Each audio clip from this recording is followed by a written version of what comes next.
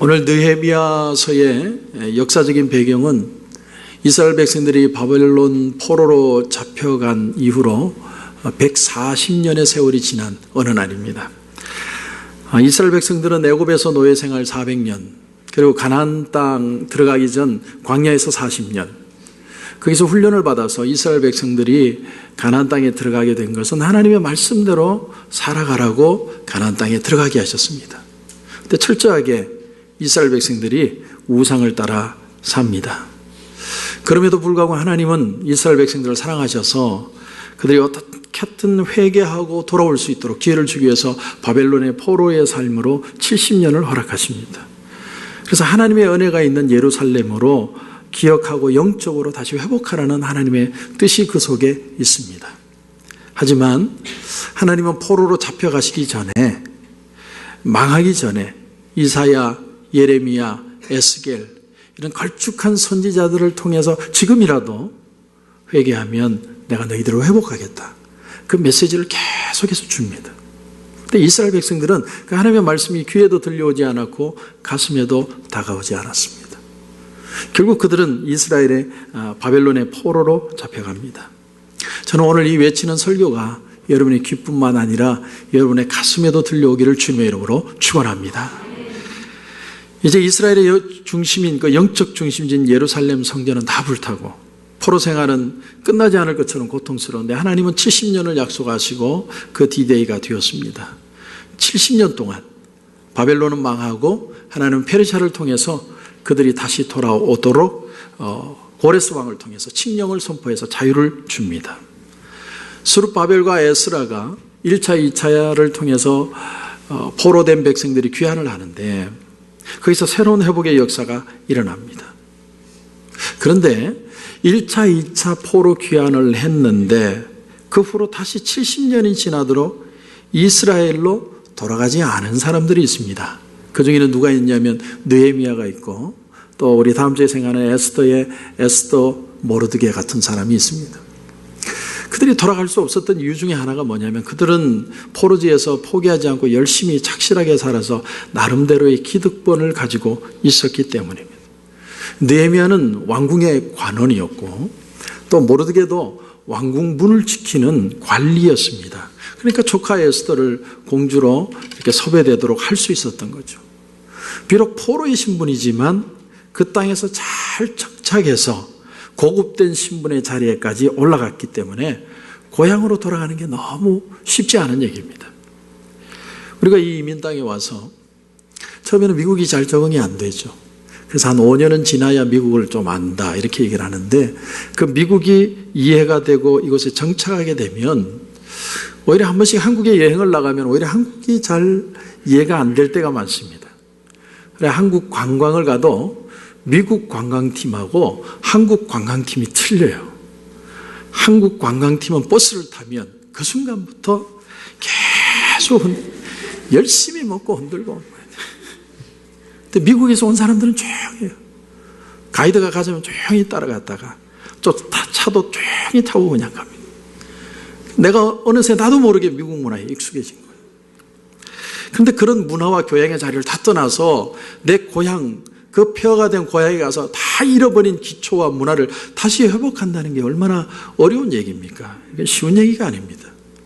그런데 어느 날 느헤미야가 먼 고국 땅의 소식을 듣게 됐습니다. 그것이 바로 오늘 말씀의 3절입니다. 여러분 3절을 한번 보시면 그들이 내게 이르되 사로잡힘을 면하고 남아있는 자들이 그 지방 거기에서 큰 환난을 당하고 능욕을 받으며 예루살렘 성은 허물어지고 성문들은 불탔다 하는지라. 자, 느헤미야가 언제 술 맡은 관은 아닥사스다 왕 밑에서 일을 하게 됐느냐? 2장 1절에 보면 정확하게 나옵니다. 아닥사스다 왕 통치 20년째. 역사적으로 보면 BC 445년 아니면 6년 이렇게 추측합니다. 그렇다면 느헤미야가 이 궁에 있으면서 자연스럽게 알게 된 사실이 하나 있습니다. 그게 뭐냐면 에스라를 통해서 포로들이 귀환이 되었을 때 그들이 제일 먼저 지으려는 게 뭐였냐면 성전을 다시 재건축하는 거였습니다. 그런데 방해가 들어와요. 주변의 나라들이 시기를 합니다. 그래서 아닥사스다 왕이 즉위하자마자 조서를 올렸습니다. 왕이시여, 저들이 예루살렘 성을 지으면 반드시 배신하고 저들은 왕을 버릴 것입니다. 그래서 아닥사스다 왕이 즉위하자마자 그 성전 건축을 멈추게 명령을 내립니다. 그것이 에스라 4장 23절에 나옵니다. 이 상황에서 아닥사스다 왕을 모시게 있던 이 느헤미야는 자연스럽게 조국의 땅에 성전 건축이 중단되었다는 사실을 알게 되었을 것입니다. 그런데 그 사실을 재확인하기 위해서 하난이라는 사람을 통해서 그 소식을 다시 듣게 된 거죠. 성도 여러분, 마음이 있으면 궁금합니다. 내가 마음이 있으면 자꾸 관심을 가지고 알고 싶고 관여하고 싶어집니다. 제가 우리 교회를 이렇게 이끌어오면서 이제 9년 정도 이제 되어 가는데, 우리 교회를 여기까지 오게 한 저력이 뭘까 생각해 보니까 두 가지가 나오더라고요. 첫째는 뭐냐면 기도였습니다. 힘들 때마다 사람을 의지하는 게 아니라 하나님을 바라보고 그냥 울부짖었어요. 하나님 도와달라고. 말씀을 붙들고 기도하는 것 외에는 방법이 없었습니다. 두 번째가 뭐냐면 성도들의 이해와 사랑이었습니다. 저는요, 성격이 어떠냐면 누가 와서 도와달라고 들어달라고 해도 다 들어줘야 돼요. 원래 성격이 그렇습니다. 못 들어주면 잠을 못 자고. 그러니까 모든 사람의 말을 다 들으니까 교회 정책이 어떻게 돼요? 지그재그로 가면 지그재그. 목사님이 이랬다 저랬다 한다. 그러다가 어느 날 이렇게 하면 안 되겠다. 모든 사람의 말을 어떻게 듣느냐. 그래서 그때부터 저한테는 정말 힘든 일이지만 목회협력회와 의논해서 결정하겠습니다. 참 힘들었지만 저는 그 과정을 그렇게 넘어갑니다. 그렇게 하지 않으면 교회가 평안해지지 않으니까. 그런데 정말 감사했던 게 뭐냐면, 그렇게 목회가 지그자그로 가는 것처럼 보여도 기도하고 이해하고 말없이 따라와줬던 성도들의 그 사랑이 우리 교회를 여기까지 오게 한 겁니다. 그래서 저는 두 가지를 항상 기억해요. 기도와 성도들의 이해와 사랑. 그건 무슨 말입니까? 다른 말로 하면 마음이 있다라는 거죠. 오늘 4절에 보면 4절에 이렇게 말씀이 나옵니다. 내가 이 말을 듣고, 여러분, 들려온다는 건 마음이 있다는 거예요. 관심이 있으니까 그 상황이 들려오는 겁니다. 그런데 멀리 고국 땅의 소식을 하난이라는 사람을 통해서 들어보니까, 그래서 큰 환난을 당하고 능욕을 받고 예루살렘은 허물어지고 성문들은 불타버렸다. 그 소리를 듣는 순간에 느헤미야가 듣기만 한 것이 아니라 가슴이 너무 아파서 하나님 앞에 금식하며 울기를 시작합니다. 그러니까 느헤미야는 한마디로 이스라엘 백성들을 향한 가슴이 있었어요. 그러면 느헤미야에게 그런 가슴이 어디서 생겼느냐? 느헤미야와 이 사람들은 전혀 본 적도 없고 만난 적도 없고, 그런데도 왜 이스라엘 백성들을 위해서 그렇게 울 수 있었는가? 가만히 1장을 보다 보니까 1장의 문구들이 이런 단어들이 많이 나옵니다. 내가, 내 형제들, 이제 종이. 그런가 하면 6절에 보면 우리 이스라엘 자손이 주께 범죄한 죄들을 자복하니. 이런 표현들을 보니까 뭘 느끼냐면 느헤미야 마음속에 형제들의 아픔이 나의 아픔이고 형제들의 고난이 바로 나의 고통이며 백성들의 죄가 나도 동일한 죄인이라는 동질적인 아픔이 있었다. 이게 바로 느헤미야의 마음이었고 기도할 수 있었다는 거예요. 지난주에 김형준 목사님이라는, 현재 동안교회죠, 동안교회에 있는 목사님의 삶의 틀을 바꾸는 느헤미야라는 책을 읽다가 재밌는 이야기를 하나 읽게 되었습니다. 결혼한 지 얼마 안 된 부부입니다. 어느 날 아내가 남편에게 이런 부탁을 했어요. 여보, 며칠 뒤면 내가 생일인데 생일 선물로 나한테 3시간만 줄 수 있어요? 이렇게 질문해요. 3시간만. 무슨 선물이 그래? 그러지 말고 얘기해. 내가 다 사줄 테니까 얘기해봐. 아니요, 진심이에요.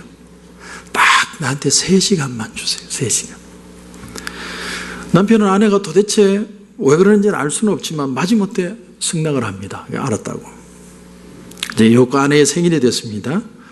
부부는 약속대로 3시간을 채우기 위해서 서로가 마주보고 앉아 있습니다. 그러자 아내가 기다렸다는 듯이 이런 얘기를 합니다. 지금부터 3시간은 주인이 나예요. 그러니까 제가 얘기할 때 다른 말 아무 말도 하지 말고 그냥 맞아, 당신 말이 맞아, 그렇게 맞장구 쳐줘야 돼요. 그렇게 해줄 수 있죠? 예. 알았어. 별거 아니네 뭐. 드디어 아내가 이야기를 시작합니다. 연애할 때 자기는 짜장면을 먹고 싶은데 남편이 일방적으로 짬뽕을 시켰던 얘기부터 시작해서 혼수 준비할 때 막 무시했던 얘기, 속상했던 얘기, 막 이야기들이 줄줄이 나오기 시작합니다. 남편이 계속해서 들을 수가 없었습니다. 아니, 사람이 속이 좁아도 어떻게 이렇게 좁을 수 있지? 내가 왜 이런 여자하고 내가 결혼을 했지? 참다 못한 남편이 불쑥 말이 나왔습니다. 여보, 이건 아니지. 그때는 그럴 수밖에 없는 상황이었잖아. 그래서 아내가 남편의 입에다 손가락을 탁 하더니, 여보, 3시간. 결국 남자가 입을 다물었습니다. 남자 체면에 한 입에 두 말 할 수도 없고 어쩔 수 없이 잠자코 있기는 했지만 그 나름의 사정이 있는 철진한 얘기를 다 듣고 있다 보니까 속이 터져서 견딜 수가 없습니다. 근데 30분이 지나가는데 남편에게서 희한한 일이 일어나기 시작해요. 처음에는 아내의 말만 귀에 들렸는데 그 아내의 마음이 조금씩 느껴지기 시작합니다. 아, 그래. 그 일 때문에 참 섭섭했겠구나. 저 사람 생각은 내가 물어보지도 않고 늘 내 마음대로 했던 게 사실이야. 아무 말 안 하고 넘어가니까 나는 잘 가고 있는 줄 알았지. 이제 보니 혼자 끙끙 앓고 있었네. 얼마나 마음이 힘들었을까. 1시간도 채 지나지 않아서 이 남편이요, 아내를 확 껴안았어요. 그리고 둘이 엉엉 울었답니다. 신기하게도 그 후에 아내의 그 만성 위장병이 깨끗하게 낫게 되었다는 거예요. 예, 주변에 만성 위염으로 고통당하고 있는 주부들이 계시다면 남편에게 생일 선물로 3시간을 요구해 보시기 바랍니다. 여러분, 모든 건 마음이죠. 마음. 더 잘하고 싶고 더 누리고 싶고 더 이루고 싶고, 안 그런 사람이 어디 있어요? 하지만 상대의 말을 들어주고 생각하고 기도해 주다가 서로의 마음이 통하는, 거기에 감동이 있고 움직임이 있고 변화가 있고 성숙이 있다라는 거예요. 하나님은 어떤 분이세요? 우리를 향해서 구원의 역사를 한 번도 포기하신 적이 없어요. 우리를 새롭게 하는 역사를 계속해서 이루어 가십니다. 그런데 어떻게 가시냐면 마음에 감동을 주시면서 합력하여 선을 이루시면서 가시는 방법이 하나님의 방법이라는 거예요. 사도 베드로가 십자가에 거꾸로 매달려 죽음을 당했는데 어떻게 그렇게 죽을 수 있었을까? 예수님이 베드로에게 네가 의욕이 있느냐, 신념이 있느냐, 열정이 있느냐, 목표의식이 있느냐, 성실하냐, 한 번도 따져보진 적 없어요. 베드로가 복음을 전하면서 끝까지 생각한 한마디는 이 한마디였습니다. 베드로야, 네가 나를 사랑하느냐? 이것이 초대교회를 위해서 자기의 몸을 헌신하고 죽음까지도 가면서도 기쁘게 죽을 수 있었던 유일한 이유였어요. 우리의 신앙생활이나 직장생활도 여러분 마찬가지입니다. 교회에서 예배하고 봉사하기 위해서 여러분 예수 믿으세요? 아니면 예수 믿기 위하여 그렇게 하는 겁니까? 직장에 다니기 위해서 여러분 열심히 일하세요? 아니면 열심히 일하기 위해서 직장 다니시는 겁니까? 어떤 관점을 가지고 어떤 원칙을 가지고 세우느냐에 따라서 삶에 나타나는 결과는 너무나 달라집니다. 우리는 본질과 비본질, 목적과 수단, 그리고 내용과 틀을 혼동하면 안 됩니다. 우리는 그저 태어났으니까 사는 게 아닙니다. 이민 땅에 왔으니까 어쩔 수 없이 악착같이 일하는 게 아닙니다. 잘 먹고 잘 살기 위해 사는 게 아니에요. 자식들 좋은 대학 보내고 좋은 직장 보내는 게 우리의 삶의 목적이 아닙니다. 내 소원과 바람을 이루기 위해서 사는 게 아닙니다. 오직 하나님이 내게 주신 사명을 이루기 위해 사는 거예요. 여러분, 그 사명이 뭘까요? 사명. 제가 지난주에도 말씀을 드렸지만 시편 1편 1절, 복 있는 사람은, 항상 생각하는 게 뭐냐면 너희들은 복받을 존재가 아니라 이미 복받은 존재라는 거예요. 복 있는 사람은 악인들의 꾀를 쫓지 아니하며 죄인들의 길에 서지 아니하며 오만한 자의 자리에 앉지 아니하고. 오늘 우리가 사는 이유가 복받으려고 복받을 짓을 하는 게 아니라 복받은 나로서 하나님 안에서의 내 가치를 깨달아서 거기에 걸맞는 기쁨과 감격과 헌신과 사명을 누리기 위해서 이 세상에 사는 거다라는 거예요. 복 있는 사람은 악인들의 꾀를 쫓지 아니하며. 악인이라는 단어를 원어를 보면요, 어떤 뜻이 있느냐면 표준이 없는 사람, 삶의 기준이 없는 사람, 그런 뜻이 있습니다. 삶의 기준이 아무것도 없으니까 그냥 아무나 쫓아가다가 악한 사람이 되었다라는 거예요. 그런가 하면 죄인들의 길에 서지 아니하며, 죄인이라는 원어의 단어의 뜻에 보면 목표가 없는 사람, 길을 잃어버린 사람, 그런 뜻이 있습니다. 여러분, 그래서 내가 길을 잃어버리고 무작정 쫓아가다가 내가 거짓된 사람으로 사는 겁니다. 여러분, 하늘에는 항공로가 있고 바다에는 항로라는 게 있습니다. 얼마 전인가 저희 집사람하고 차를 타고 가는데 하늘에 드론이 3대가 물건을 싣고 쫙 날아가더라고요. 믿거나 말거나, 모든 것에는 길이 있어요. 근데 삶의 기준이 없어서 휩쓸리고 목표가 없어서 길을 잃어버리면 어떻게 되느냐? 시편 1편 1절은 말합니다. 오만한 자들의 자리에 앉게 된다. 오만한 자라는 단어의 뜻이 뭐냐면 하나님을 인정하지 않는 사람, 그런 뜻이에요.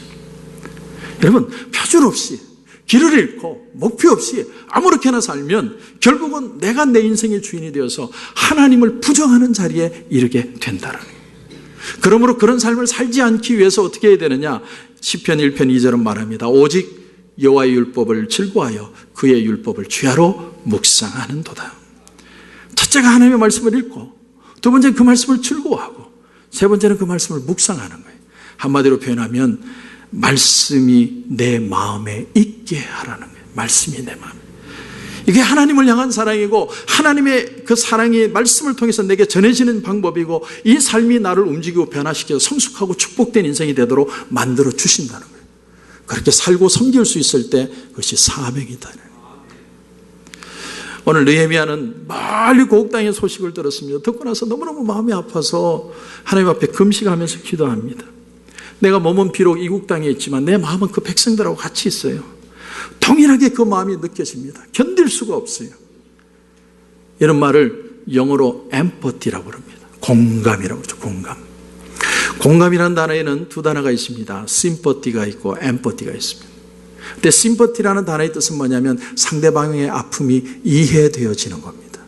empathy는 뭐냐? 상대방의 아픔이 느껴지는 거예요. 이해되고 느껴질 때 그게 진짜 변화가 일어나는 거예요. 마치 아내의 얘기를 듣다가 30분이 지나니까 그 마음이 이해되기 시작하고 1시간이 되니까 그 마음이 내가 같이 느껴지는 것처럼 그 마음이 부딪혀야 삶의 변화가 일어나게 된다는 것이죠. 그런데 이 슬픈 마음, 공감하는 마음을 가지게 되었을 때 느헤미야에게 나타났던 현상이 뭐냐? 그게 바로 오늘 본문에 나오는 기도입니다. 기도. 여러분, 기도는 언제부터 나오는 줄 아세요? 사랑하는 마음이 생기면 기도가 나옵니다. 왜 내 입에서 이 기도가 사라진 줄 아세요? 사랑이 떠났기 때문이에요. 하나님을 사랑하는 마음, 내 가족을 사랑하는 마음, 이웃을 사랑하는 마음이 있으면 기도하기 시작합니다. 첫 번째 기도가 여러분 5절입니다. 5절을 보십시오. 이르되 하늘의 하나님 여호와 크고 두려우신 하나님이여, 주를 사랑하고 주의 계명을 지키는 자에게 언약을 지키시며 긍휼을 베푸시는 주여 간구하나이다. 첫 번째로 느헤미야가 첫 문장에서 우리에게 주는 기도의 첫 번째 내용이 뭐냐면 하늘에 계신 크고 두려우신 하나님이요, 하나님을 경외합니다. 예수님이 제자들에게 기도를 가르쳐 주시는데 너희는 이렇게 기도하라 하신 말씀이 뭐냐면 마태복음 6장 9절에 보니까 하늘에 계신 우리 아버지여 이름이 거룩히 여김을 받으시오며. 우리가 기도할 때 제일 먼저 생각할 게 뭐냐면 하나님을 경배하고 하나님을 찬양하는 거예요. 그 기도와 우리 기도를 비교해보면 우리 기도가 경박스러울 때가 얼마나 많습니다. 영광 받으실 분은 하나님밖에 없으시다. 그 높으신 하나님을 사랑하게 되고 그 사랑을 경험하게 되는 것이 바로 기도라는 사실. 그런데 그 마음이 느껴지기 시작할 때 느헤미야의 입술에서 나온 기도가 6절 7절입니다. 한번 보십시오. 이제 종이 주의 종들인 이스라엘 자손을 위하여 주야로 기도하며 우리 이스라엘 조상이 주께 범죄한 죄들을 자복하오니 주는 귀를 기울이시며 눈을 여시사 종의 기도를 들으시옵소서. 나와 내 아버지의 집이 범죄하여 주를 향하여 크게 악을 행하여 주께서 주의 종 모세에게 명령하신 계명과 율례와 규례를 지키지 아니하였나이다. 자, 자, 느헤미야는 처음 하나님과 마음이 맞닿았을 때 처음 느꼈던 마음이 뭐냐면 이 백성의 죄가 바로 나의 죄입니다. 같이 깊이 회개합니다. 너무너무 우리가 오만한 자의 자리에 앉았다는 걸 하나님 앞에 회개하는 거예요. 그런데 그 다음이 참 독특합니다. 또 회개를 하는데 하나 아주 중요한 얘기가 나오는데 6절 끝에 보니까 나와 내 아버지 집이 범죄하여 주를 향하여 크게 악을 행했나이다. 아니 도대체 느헤미야가 뭘 사고 쳤길래, 이 집안이 뭘 잘못했길래 하나님 앞에 회개를 할까? 오늘 본문에는 답이 안 나와요. 근데 답이 될 수 있는 단초가 되는 글자가 하나 나옵니다. 여러분 1절을 보시면 느헤미야의 아버지의 이름이 나옵니다. 이름이 하갈의 아들 느헤미야의 말이라. 하갈이라는 단어의 뜻은 두 개가 합친 겁니다. 하나는 방해한다, 어두워진다. 거기에 하나님이 합쳐진 게 하갈입니다. 그러니까 하나님의 뜻을 방해한다, 하나님의 뜻을 막아버린다, 혹은 하나님이 그를 방해한다, 그를 막아버린다. 두 가지 뜻 중에 하나가 있어요.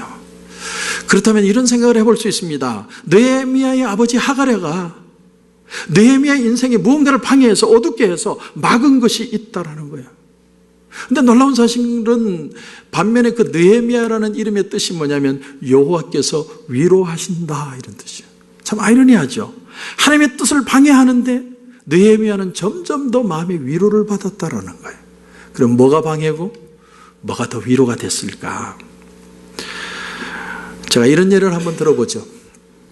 우린 자식들 잘 되라고 미국에 왔어요. 어떻게 해서든 내가 허리띠 조르고 내가 좀 굶더라도 정말 자식은 잘 되길 바라요.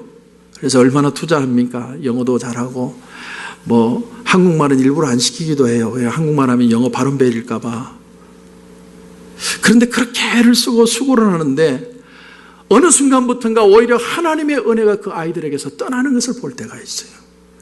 내가 저 아이를 위해서 최선을 다해 투자를 했는데 그것이 하나님의 은혜를 모르게 만들 때가 있어요. 여러분 그런 생각을 해보신 적이 있으세요? 느헤미야는 아닥사스다 왕의 술 맡은 관원이 되는 높은 자리까지 올라갔습니다. 그 자리에 올라가도록 뒤에서 헌신하고 수고한 아버지와 어머니의 그 공로가 여러분 보이십니까? 얼마나 애쓰고 얼마나 수고했겠어요? 느헤미야, 너는 누리고 잘 살고 땅땅거리고 살면 돼. 다른 거 걱정하지 마. 아버지 엄마가 뒤에서 밀어줄게. 근데 느헤미야는 뭘 느꼈냐면 백성들을 향한 마음의 고통과 아픔을 같이 느낀 거예요. 여러분, 내가 지금 이 땅에서 잘 먹고 잘 사는 게 하나님의 사명인가? 느헤미야는 이 문제를 심각하게 고민합니다. 아버지가 하나님의 뜻을 방해했다는 건 뭐냐면 고국 땅의 백성들을 생각하고 그들을 위해 사명자로 살아야 할 이 마음을 철저하게 이민 땅에서 성공하고 잘 먹고 잘 사는 마음으로 의미를 바꿔버렸다는. 너 하나만 잘 먹고 잘 살면 돼. 이민법 변호사 되든지 CPA 되든지 아니면 내 비즈니스 물려받든지 너 하나 잘 먹고 잘 살면 돼. 신경 쓰지 마. 근데 느헤미야가 고국 땅의 백성들의 그 아픔을 가슴에 끌어안고 나와 내 아버지의 집의 죄를 깊이 회개했다는 거예요. 그래서 여러분 지금 기도하는 겁니다. 하나님, 우리가 우리만 잘 먹고 잘 살려고 그랬습니다. 이제 하나님의 마음이 내 마음이 되게 하시고 백성들의 마음이 내 마음이 될 수 있도록 하나님, 내 눈에 눈물이 나게 하여 주시옵소서. 그 기도가 느헤미야의 기도였어요. 이번에 리더 수련을 가가지고 우리 마지막 날 그런 게임을 했습니다. 질문지를 다 2개씩 만들려고 그랬어요. 그래 봉투에 다 넣어가지고 그 질문이 뭐가 나오든 그 질문에 대해서 본인이 2분 동안 발표를 하는 거예요. 어떤 사람이 하나가 걸렸는데 뭐 걸렸냐면 내가 하나님이라면 어떻게 할 것인가. 그 질문 낸 사람도 이상하고 답하기도 참 힘들고.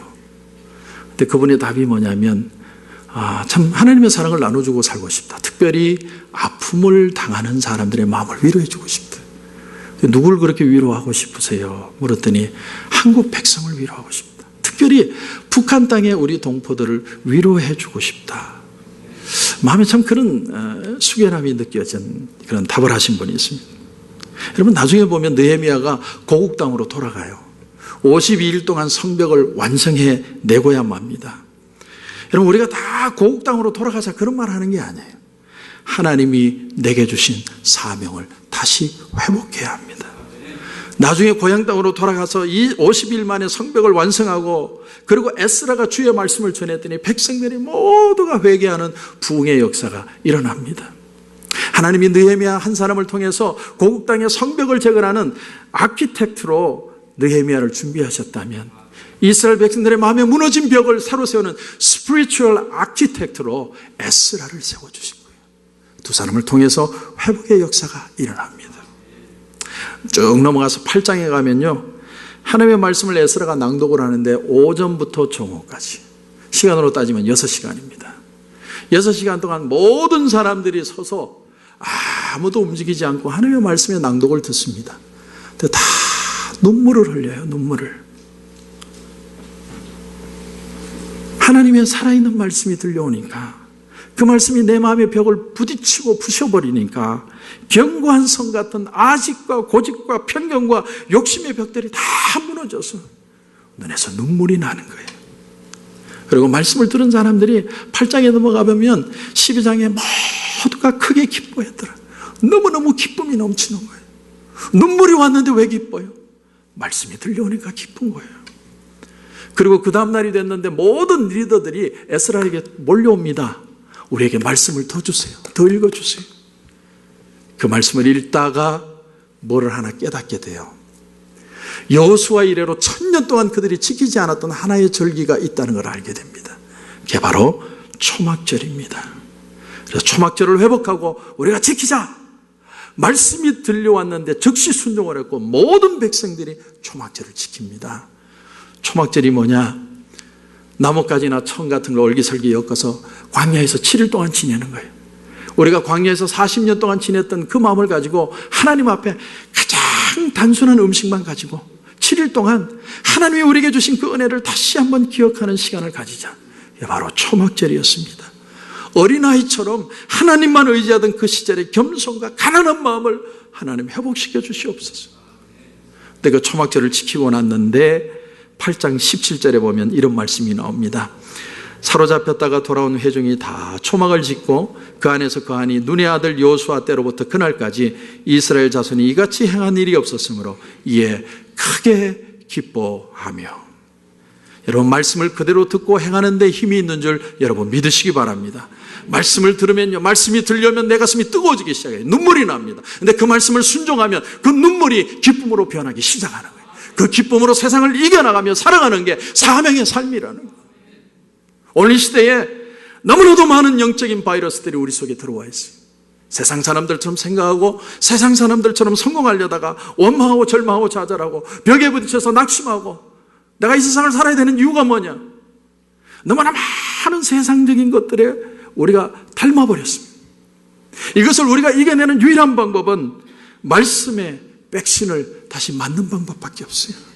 말씀이 내 가슴에 파고들어서 어둠이 물러가야만 기쁨이 회복될 수 있어요. 파도 같은 절망과 두려움과 어려움들이 막 몰려올 때 그 파도 위에 말씀에 순종하여 파도를 탈 줄 알면 즐길 수 있습니다. 근데 파도만 보면 다 죽어요. 오늘 하나님의 말씀이 우리에게 들려옵니다. 믿음으로 받아야 합니다. 순종하면 역사가 일어납니다. 즐거움이 회복됩니다. 그 힘으로 이 세상을 살아가는 것이 진정한 사명자의 삶입니다. 하나님과 마음이 좀 통했으면 좋겠습니다. 그런 하나님의 음성을 다시 들으십시오. 그 말씀 붙들고 우리 가정과 교회가 다시 한번 회복되는 역사가 일어나기를 주님의 이름으로 축원합니다.